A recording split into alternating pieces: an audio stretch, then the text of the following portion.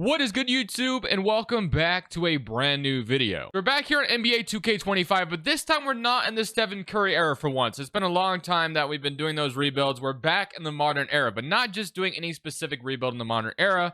We're going to be doing our first expansion rebuild of 2K25. And obviously the two cities that continue to be the most obvious team or obvious cities to get those teams are like Seattle and Las Vegas. So today what we're going to do is we're going to jump into our annual Seattle Sonics expansion rebuild in 2K25. Before we get into today's video, make sure you guys drop a like on this one and subscribe if you're new to this channel. As always, greatly appreciated. We are currently on the road to 50,000 subs. If you want to go ahead and help us reach that goal, that would be amazing by hitting that subscribe button. But all right, let's just go ahead and get straight into things. So I'm not actually going to draft. I'm going to let the computer, the AI, draft for me. That way I have a little bit of a challenge today, and it'll be interesting to see who I get on my team and how we build this team from the ground up, you know, bringing Seattle back to the NBA. So let's just go straight advance to next season and let's see what our roster looks like. Again, this is the first time we've done a modern era rebuild in quite some time. Paragon landed us at 5th overall, so we must have gotten somebody pretty sweet, I would imagine. This is going to be interesting to look at. So we're going to just download this one right here for now, and we'll roll with that. It's the top one that I see. And let's look at our roster. So, moment of truth on this roster. We have Pascal Siakam, Drew Holiday, Chris Middleton, Rudy Go. Okay, this team makes literally no sense. Hold the phone. This is crazy. Like, literally, we just drafted all the high salary cap players. I don't even have to rebuild this team. Are protected players broken or something? Like, I get that some of these contracts are not good, but wow. Some of these don't make a lick of sense. I gotta redo this. Hold on. This is not right at all. Like, this is not the team I should have to start this video, because these players not protected at all, and it just doesn't make any sense that Siakam or like Drew Holiday or all these guys would be unprotected. It doesn't make sense. Let me redo this because this is dumb. So I went ahead and retried that, and I believe this one will make a lot more sense. Obviously, the players we got last time just did not make any sense in an expansion draft, but here is what the team looks like. So we got Jalen Duren, which doesn't make any sense at all, but I'm not going to redo it at this point, but I'll take it. So we get Jalen Duren to start the video. That's actually kind of a blessing. I don't know what I did. I guess I didn't notice that Detroit wasn't protecting Jalen Duren. I would have fixed that. But again, I'm not going to redo it at this point. John Collins, TJ McConnell, Aaron Wiggins, Peyton Pritchard, Nickeil Alexander-Walker, LeVert, Santi Aldama, Josh Green, Miles McBride. This is actually not a bad start. We definitely have some interesting pieces, especially getting Jalen Duren. That feels really awesome to have. Again, probably shouldn't have him. Maybe I could send him back to Detroit right now, and that would make a lot more sense if he's not on a roster, just to make this one a little bit more challenging. Or I also could just say, you know what, screw it, just roll with him. I'll just roll with him. Screw it. We got Jalen Duren. Detroit, for some reason, hates him in 2K. I don't know why 2K has it that way. I also love the addition of Aaron Wiggins as well, who just got extended from the Oklahoma City Thunder. But what we can do with him, because he used to go up like crazy at small forward, and he does go up to 80 overall. So he'll probably be our starting small forward to start this video. So if we look at our roster currently as constructed, you have TJ McConnell, Nickeil Alexander-Walker, Aaron Wiggins, Santi Aldama, Jalen Duren, John Collins, Peyton Pritchard, LeVert, Eric Gordon, and Josh Green is your rotation. Not a bad rotation by any means. Pretty solid, like I said. So this is your new Seattle roster with, you know, sponsored by Amazon. Pretty cool patch that we got there as well. I'm not obviously expecting to be a good team this first season. I kind of just want to see how things go. We also probably need a new head coach in the building as well. So a lot to still figure out. But this is not a bad start. Obviously, a more realistic start than we just got earlier. Let's go ahead and celebrate this first season, and let's see how this roster does without me doing anything at all. Today's video is brought to you by two softwares designed to help you beat the sports books and become a much profitable sports bettor. We're starting on Daily Grind Fantasy's Optimizer. So if you play on apps such as PrizePicks, Underdog, or any of these popular DFS apps, having a tool like this is insanely awesome to have. As you can see right now, Dalton Kincaid over 3.5 receptions is heavily favored by almost every sports book, which I love to see because Kincaid is on my fantasy team. So I want to see him get receptions for those PPR points. You also have some soccer plays only based off Bet Online's odds, which Bet Online is considered a sharp book. But you got under shots on target on both these guys in the same team. So there are some plays there as well. Again, you have Prize Pick, Parlay Play, Better. So many DFS apps on here, which is insanely awesome. I also love Odds Gems Positive VV tool as well. As you can see, there's already some plays popping up for Thursday night. Bobby Okereke over 8.5 tackles plus assists. You got plus 100 on BetMGM. While you have almost every other book, well, you got Rebet here as well. But if you look at traditional sports books such as DraftKings, Fliff, and ESPN Bet, these are all at minus 135 and minus 125. This is a clear outlier on BetMGM. So this is an insanely smash play right here. You're getting this at plus money when every other book is not going to offer you anything like that, which is why we would love to take this over on BetMGM. We found that with the help, of course, Odds Gems Positive EV tool. Same thing with using Daily Grind Fantasy. And then last but certainly not least, Price Picks also, they're running promos like crazy. Make sure to check them out. Link is down in the description below, as well as all these, the two softwares as well. But you got a free Square and Caleb Williams. They just keep on running this. They're just offering so many promos. So make sure to check out Prize Picks. Use my code on all these links down in the description below. You get a first deposit match up to $100 on Prize Picks. And then on the two softwares up top, as I showed you, you'll get a percentage off your first month when you try them out. And then I think OddsJam also have a 7-day free trial. So check that out.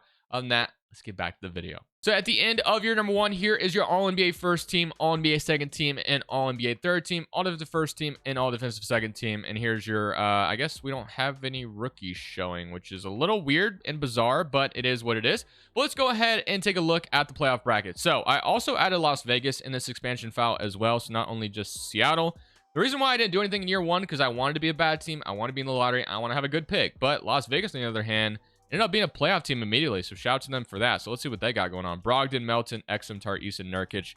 A little surprised that this ended up being a playoff team, but hey, more power to them. But let's take a look at our player stats to end the season. I doubt we even had a remotely a 20-point per game score. There were just so, I mean, when McConnell's your leading scorer, that's not a good look. Not going to lie. John Collins with 13, 12 from Jalen Duren, 11 from Wiggins, 11 from Aldama. But there's clearly a lot of work to get done on this roster. So first and foremost, the first step is going to see where our pick ends up, because we want a high draft pick in this lottery. We want to see if we can draft a next generational star, whether that's Cooper Flagg, Ace Bailey, or whoever else falls to us. So we got LeBron James retiring, Chris Paul retiring, and Lowry retiring. So definitely some retirements to take note of. But draft lottery time. So we are projected pick number 5. So we have a 9% chance at number 1. More than likely, I'm going to drop down a pick. That's usually just how it kind of goes for me. So we are going to drop down to 7. So that stings. So dropping down to 7 does not feel great. Troy gets 1, Blazers number 2, Pelicans number 3. Okay. So I did mention I also want to get a actual head coach. So we are going to fire this guy. No, nothing against you, but I don't know who you are. So I'm just going to fire you. Will Hardy. Sounds good to me. If he wants to come be the head coach of the Seattle Sonics, that sounds phenomenal. And he is going to sign that immediately. Love that. All right. On draft night, I know we have quite a bit of salaries that we can use. We can trade them away or whatever we decide to do. So John Collins, I'm kind of hoping declines his player option, but if I'm him, I'm probably accepting it. I'm pretty sure he has a pretty expensive player option, if I'm not mistaken. Got that extension from Atlanta. Aaron Wiggins, of course, keeping around McConnell. Not a bad backup point guard to have. Peyton Pritchard, kind of same thing, though, with him. You have Josh Green making a little bit of money down here. But other than that, not too bad. There's not like an insane amount of money. Like Levert's expiring, Aldama's about to restrict, and Alexander Walker's gone. So let's just see how this draft goes. So number 1 is going to be Cooper Flagg to Detroit. Number 2 is going to be Ace Bailey to Portland. Number 3 is going to be Nolan Choyori. Number 4 is going to be Dylan Harper. Number 5 is going to be Carter Bryant, with 6 being Donnie Freeman on the Rockets. So this is where we will be picking. We have VJ Edgecombe. We have the center that we could take as well. So I do like the idea of probably, I do like Hugo Gonzalez. So VJ Edgecombe or Hugo sounds great to me. We scouted a lot of these guys, so it doesn't look like we can really make a wrong decision here. But do we want Hugo or do we want, so we got All-NBA and Hugo, and VJ Edgecombe is Hall of Fame. So I think we take VJ Edgecombe in this draft, considering his ceiling as a Hall of Fame player. I think we definitely take that and run with it. We have an early second-round pick as well. I guess we could take Carter Knox here. Has the potential of All-NBA, so we'll absolutely take the chance on that. So we'll grab him, and not bad. So we walk away with the 77 overall of the draft class. Would have loved Hugo as well, but we got our franchise shooting guard, hopefully, as long as he ends up being good right away. And we got Jalen Duren. Again, I just don't understand why the default setting here is to decline a young center that you drafted's player team option. Does not make any sense, 2K. You need to fix it. It's been a problem for a very long time. Qualifying offer, Santi Aldama. I'm actually okay with letting him go potentially, but I wouldn't mind re-signing him either. So we'll just kind of see what happens. So Alexander Walker, Levert, Jeremiah, Robinson, Earl. I don't think I'm bringing any of them back. I think they'd be better off on, contending teams. We do have a little bit of money to spend if we want to use it, but I'm not just going to spend it on some, I don't know. I'm not just going to spend it to be spending it. Like Şengün, we got Jalen Green, who is interesting, but we did just draft VJ Edgecombe, so I'd rather just let him kind of develop there. Josh Giddey, who wants $40 million. Holy moly. Okay, so McConnell, Peyton Pritchard, Miles McBride is our point guard rotation at the moment. Shooting guard, Edgecombe is going to start. Aaron Wiggins, Josh Green, don't mind that. And then we don't really have a power forward. And our center rotation isn't bad right now at this moment. So kind of rocking with that as well. So I guess at this point, a power forward is kind of our biggest need. So we can look into that right now. So power forward, Achua. We have Santi Aldama, who we could just simply bring back. We have Peyton Watson, Lyles. You got Grant Williams all the way down here as well. Or Trendon Wofford or something along the lines of that. And then centers, I mean, you could technically sign Nas Reed and play him at the power forward spot. He could definitely do that for you. He's, you know, a good floor spacer. And he also, you know, I kind of like the idea of going after Nas Reed. I know he's a big guy in Minnesota. A lot of people love him there, but he could also be massive in Seattle. So you know what? Screw it. I'm going to go for Nas Reed. Why not? Let's start this video with a bang in free agency. We're going to sign Nas Reed to be our brand new starting power forward. I love that a lot for us.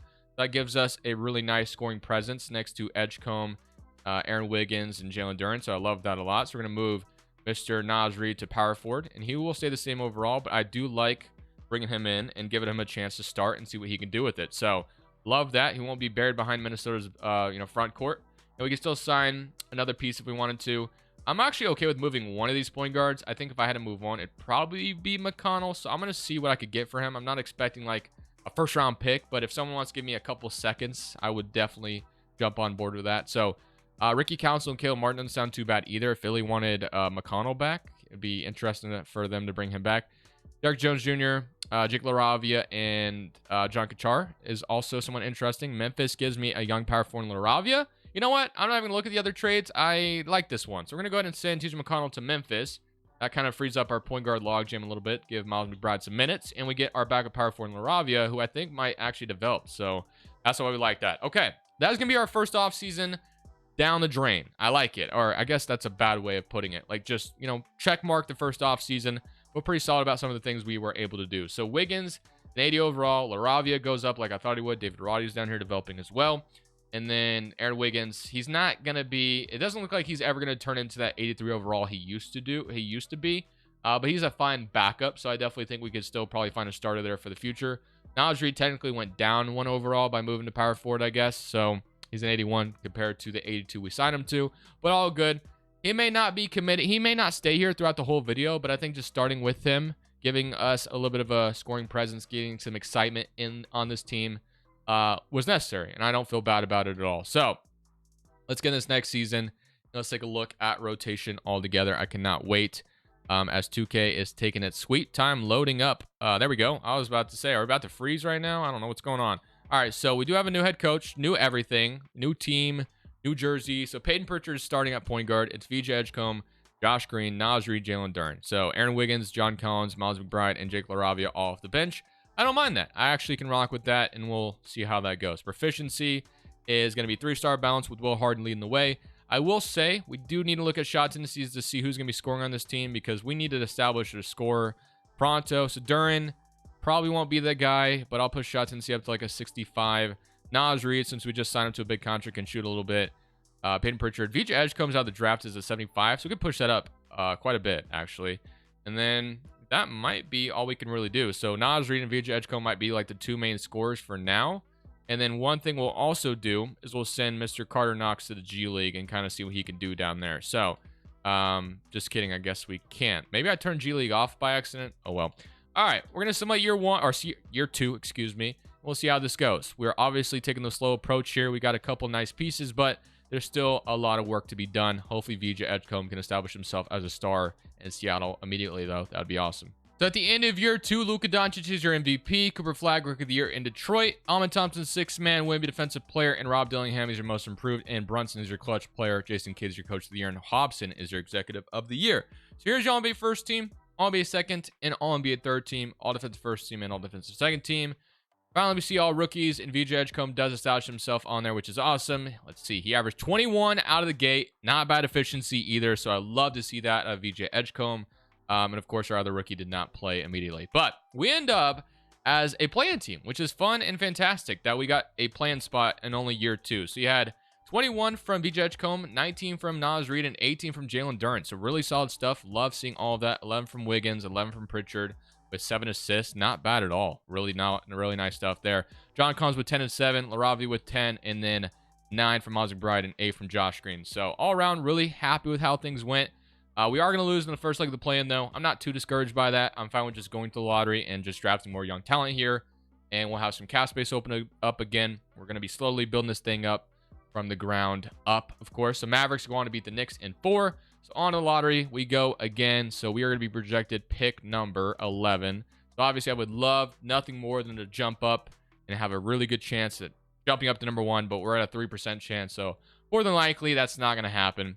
You know, unless 2K wants to rig it for us. But no, we fall to 12, so we fall another pick, which sucks. But it is a lottery pick still at the end of the day, so we might be able to steal someone at number 12, or we still could look into trading it if we wanted to. But I think at this time or this moment in time, I think it's probably in our best interest to just pick. I think you just make the draft pick. But we do have like Josh Green's expiring and Peyton Pritchard's contract, so we can look at it and kind of see what would pop up if we offer these two. So Lonzo is interesting for sure, but I don't think I can go for that. Okoro is fun, I guess, but Miles Bridges, D'Lo, Nembhard is interesting. Not gonna lie, I do have a little bit of interest. I mean, he shot 45% from 3, 10-5 last season.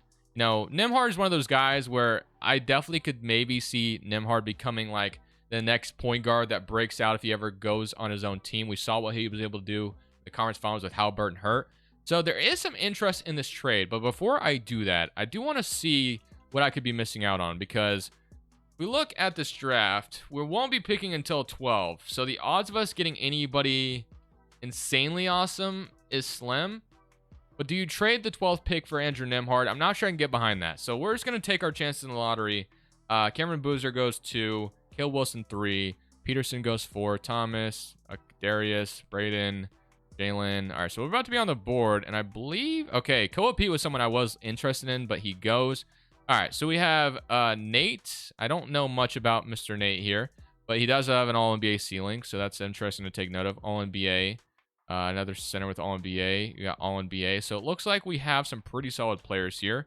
I'm just making sure we're not seeing Hall of Fame anywhere. Okay, so we got Hall of Fame on this shooting guard at 6'8". Karam Lopez, I don't know much about him, but his floor is Lonnie Walker, so that is definitely something to take note of. Percent scouted, 56%. Don't know really what much he did in college. Caden Boozer also here as well. All right, so what's he? Oh, whoops, not what I meant to do. He's got All-NBA ceiling. So I do know a little bit about, I don't know. This becomes interesting. And we also have Harrington on the board. That's fun. Harrington is someone who used to go very early, but he is still available. Okay, this is interesting. Ceiling Hall of Fame. If this is the Harrington I'm thinking of, I think we got to take him, right? I mean, we don't really have an established point guard yet. And he's the second-ranked guy here. You know what? I'm going to take him. I'm going to take Harrington out of Harvard. I think that's the guy that is pretty damn good in this draft, if I remember correctly. I'm not a huge prospect guy, but I feel like I made a good decision there, potentially. So maybe he's fallen off a little bit. He's only a 71 overall. So I'm curious to see if those other guys I was looking at. So who was the one guy I was looking at? So this was the guy I was looking at. He's a 73 overall. We got a 71 instead. So I don't know. I guess we'll kind of find out. I don't feel comfortable putting him in right away, but we grabbed him anyway. So Carter Knox, welcome back. And then LaRavia and Duran are free agents. I'm not necessarily worried about Roddy too much. Okay. So free agency. We will resign Jalen Duran to a pretty massive contract. We will resign Jake LaRavia. So let's just get those two out of the way. That way we know kind of who we're bringing back. We can renounce pretty much everybody else.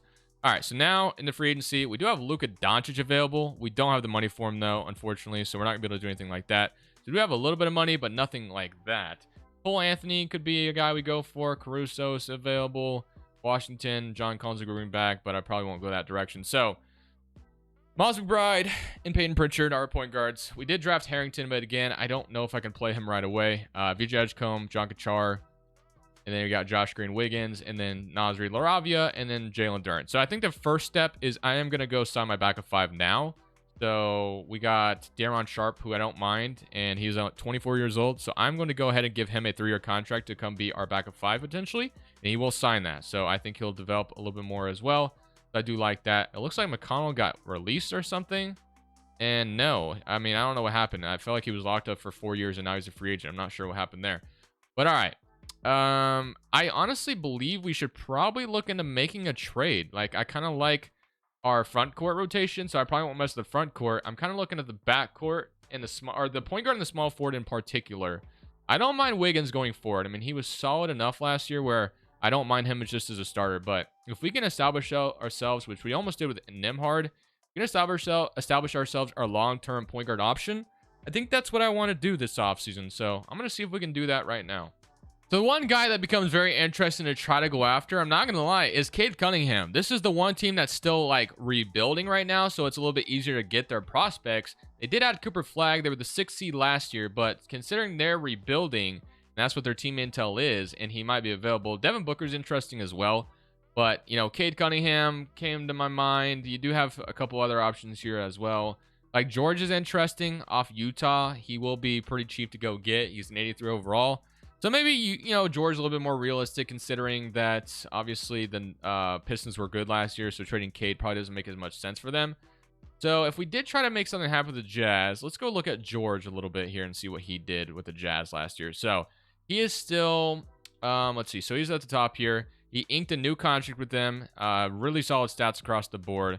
So him and Edgecombe, and he's going to start being paid next year. So they just extended him. But if we came in and offered, I don't know, Peyton Pritchard, and I guess we can offer the, I mean, I don't know how, okay, so he's got a 2.5 star trade value.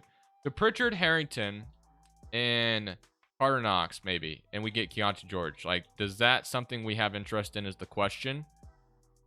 And they do. So we're going to get Keontae George as our new starting point guard going forward. So I feel like we've fixed that up, and now we kind of have a full rotation. So I'm hoping George keeps developing. I'm hoping Edgecombe develops like crazy this offseason. And we'll see what we're looking like. So we do have George up to an 84, Edgecombe up to an 83. So that's all great. Dern's up as well. This roster is really starting to come together, which I like. So Naz Reid did not move at all. So that's definitely something to keep note of going forward. But George as our starting point guard next to VJ Edgecombe, I can rock with that. That gives us our backcourt, I think, going forward. So Harrington would have been interesting to be patient with, but considering he started out as a 71 overall, I'm happy with moving on from him and just going forward with George and just taking that risk there and hoping it works out. So we're going to get into this third season, and we made the plan the second season. We didn't make it at all the first season. So obviously the next step to this process would be making the playoffs. So we'll see if we can actually do that this season. So proficiency becomes 3.5 with Will Hardy, and Will Hardy does reunite himself with Keontae George. So that also have a little bit of, I guess, a little bit of a connection there. But you got George, Edgecombe, Josh Green. I still want to start Aaron Wiggins, I think, over Josh Green, but 2K seems to want to start Josh Green. But I'll move Josh Green to the bench with Daron Sharp, Jake LaRavia, Miles McBride. All right, I'm going to go ahead and simulate this season. We're going to see if this team can establish themselves as a playoff team this year. I do believe there is a sliver of a chance we do. Let's find out if 2K agrees with my opinion. So unfortunately for us, 2K did not agree with my opinion at all. We actually ended up being insanely bad, which really sucks because I thought we'd maybe take a step and go into the playoffs this year just straight up, but no. We got extremely humbled.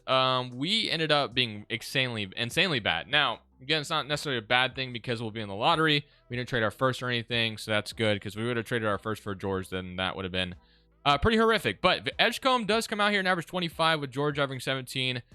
Yeah, 17 from Duran and 16 from Naz Reid, 10.5 from LaRavia, 9 from Josh Green, and 8 from Daron Sharp. So, pretty disappointing. I thought, you know, we had, you know, at least a playing chance, but not at all. So, we will find ourselves in the lottery, and this is a little bit of a step back to something that will, you know, push into something better in the future. So, not too bad, or not too upset with it, but it does suck at the end of the day.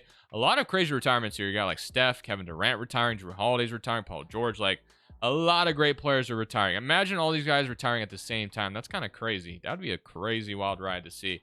But draft lottery time. We are going to be projected pick number 5. So last time we projected number 5, unfortunately, we fell. This time we jumped to 1. Okay, that's great. We needed that. So we're going to have the number 1 overall pick.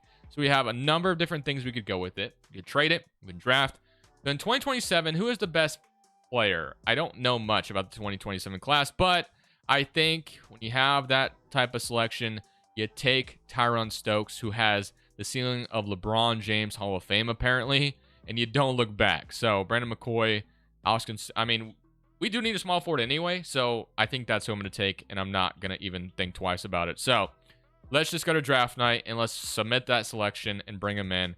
The number 1 pick in this 2027 draft class, Tyron Stokes, welcome to the Sonics. Love to have you. So he's an 80 overall right out of the draft. Love that. And we'll take him. We get Marcus Johnson in round 2. Player options, Edgecombe, and then we'll decline Popovich's team option, or Popovich. Greg, I don't know why I thought that was so hard to pronounce. That's Greg Popovich's long lost son or something. I don't know. But all right, qualifying offers, nothing going on here. And then free agency.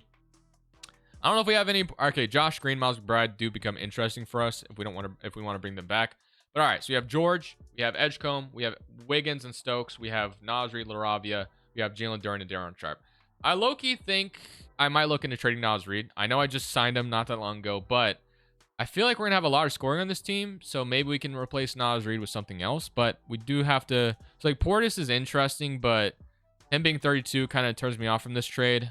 We could also just get some first-round picks, which, I mean, if we're trying to compete, that's not really the direction I want to go in. Jalen Tyson is interesting.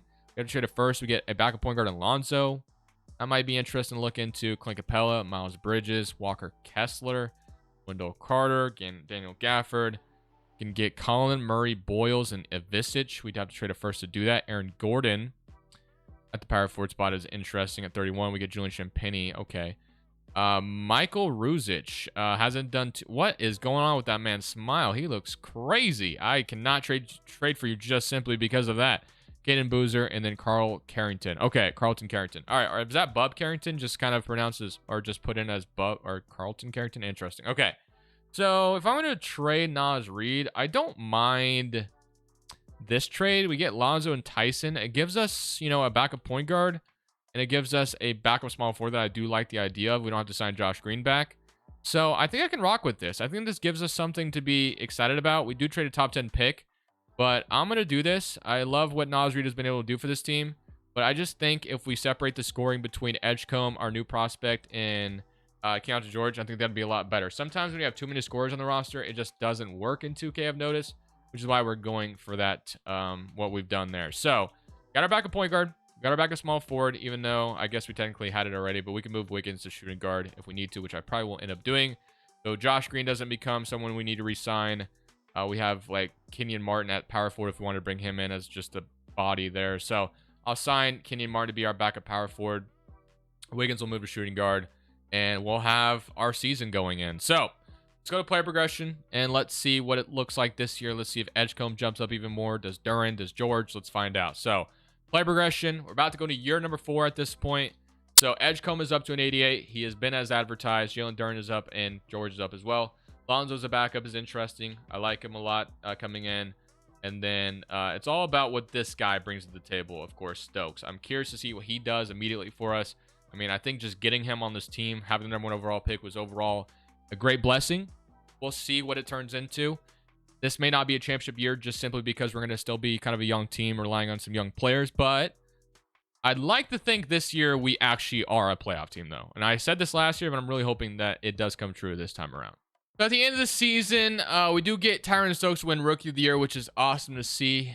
Seeing him develop right away is exactly what we kind of need. The Blazers went 70 and freaking 12, so shout out to them for that. They get Chris Finch as their head coach. But you do get Edgecombe make an All-NBA third team, which we love to see. Obviously, our draft pick is very good, which we love that. We drafted him earlier in the video. Now, we wanted to be a playoff team this year. Unfortunately, just a play-in team. At one point, we were just a lock-and-loaded playoff team, but you had Edgecombe with 24. You had 21 from Stokes, 15 from LaRavia, and then 14.5 from George, and then 13 from Duren with 11 rebounds and 9 from Lonzo, and then 9 from Darren Sharp. So, hopefully we can beat the Thunder, but it is the Oklahoma City Thunder for crying out loud, so you never truly know. Let's just come in here and simcast. This time I'm actually starting to care about winning these games because this is where I really want to start to establish myself. So, let's see if we can win this one to get into the playoff bracket, and if we beat the Thunder, that gives us a lot of momentum. We will beat them. 137 to 128, 32 from Edgecombe. We do find ourselves playing the San Antonio Spurs. So, of course, Wemby is not going to be easy to take down. So, they have Darius. They got Stephon Castle. They got J-Dub signing with them. Yeah, this is going to be a very, very tough 7th seed or 2nd seed to take down. I just don't see that happening right now. I don't think we're in the mold of being able to do that. But they take game 1. They're up 2-0, and I think it's safe to say, just kidding, maybe. We even it up. Okay, well, we're putting up more of a fight than I thought we would.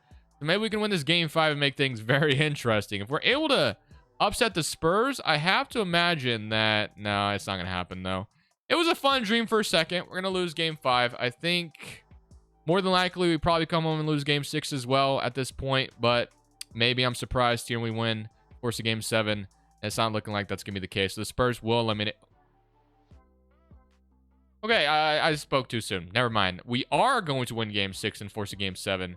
But no way do we come in here and win this game 7, right? I mean, we just stole that at the very end, but they're going to blow us out this time around. I don't think we're getting out of this one with the victory. So we are going to lose game 7, but the fact that we pushed the Spurs this far is a great sign of what is to come, in my opinion. That's fantastic. The Spurs will go on to the conference finals, one game away from making it to the finals. So the fact that we pushed the Spurs to 7 gives me a lot of hope going forward. So this offseason is where I want to establish myself as a contender. Like, expectations will be high going into next season. That's where I'm at this point in time. So let's get straight into figuring out how do we do that. So I think the main thing is we had LaRavia starting at power forward.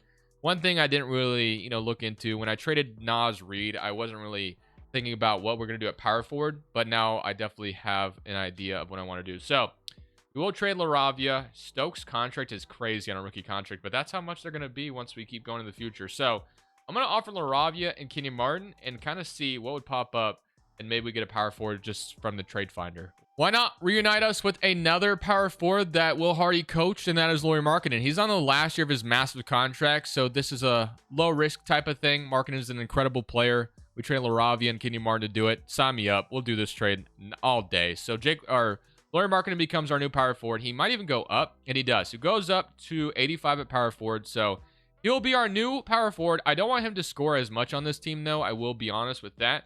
But it gives us an incredible option next to Duren at that power forward spot, which is what I was looking for. We had it in Nas Reed, but Markkanen probably just a little bit better. Lonzo is a free agent. We're hoping Stokes makes a massive jump in development. We kind of need that to be good. All right, but let's get straight to player options. I know we had a draft pick as well. No, we didn't. We did not have a draft pick. Player options, Wiggins will accept. Edgecombe will accept. No brainer there. And then Jalen Tyson's a free agent. Probably have interest in bringing him back as well. So Lonzo, I'll probably bring back. Probably give him like a 2-year deal. I don't want to be committed to him too much. And then Tyson, I will bring back. So this team at this point is expensive, and it's only going to get worse from here once we have to pay VJ Edgecombe. So we got to keep that in mind.